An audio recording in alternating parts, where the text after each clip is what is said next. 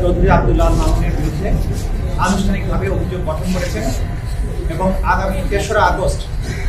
এবং ৪ঠা আগস্ট এই 2 দিন ওপেনিং স্টেটমেন্ট এবং সাক্ষী পরীক্ষার জন্য দিন ধার্য করেছেন, অর্থাৎ 2 দিন সাক্ষ্য শুরু হবে। আজকে 5টি অভিযোগে এই আসামি ত্রয়ের বিরুদ্ধে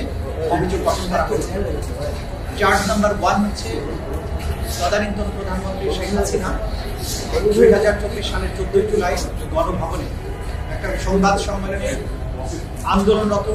ছাত্রছাত্রীদেরকে রাজাকার এবং রাজাকারের বাচ্চা বলে তাদের বিরুদ্ধে তাদেরকে নির্মূল করার জন্য যে উস্কানিমূলক বক্তব্য দিয়েছিলেন, তারই ধারাবাহিকতায় গোটা বাংলাদেশ জুড়ে নিরস্ত্র নিরীহ প্রতিবাদকারী ছাত্র জনতা, যে সিভিলিয়ান ছাত্র জনতা, তাদের উপরে যে আক্রমণ শুরু হয়, সেই আক্রমণের ধারাবাহিকতায় বাংলাদেশে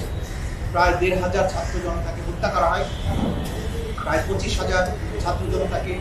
আহত করা হয়, যাদের মধ্যে অনেকে অন্ধত্ব চিরস্থায়ীভাবে অন্ধত্ব বরণ করেছেন, অনেকে চিরস্থায়ীভাবে অঙ্গহানির শিকার হয়েছেন। এবং এছাড়াও বিভিন্ন অমানবিক ঘটনার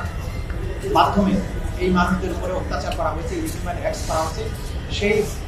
তার যে ইনসাইটমেন্ট, উস্কানিমূলক বক্তব্যের দায়ে এবং সেই বক্তব্যের প্রেক্ষিতে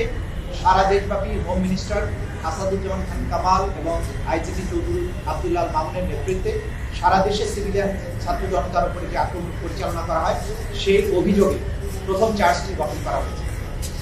দ্বিতীয় চার্জটা ছিল গণভবন থেকে শেখ হাসিনা 14 জুলাই তারিখে ঢাকা বিশ্ববিদ্যালয়ের তদানীন্তন ভিসি মাকসুদ কামালের সাথে একটা কথোপকথন এবং 18 জুলাই তারিখে তার ভাতিজা ফজলুল তাপসের সাথে আরেকটি টেলিফোন কনভারসেশন, যেখানে তিনি স্পষ্টভাবে উল্লেখ করেছেন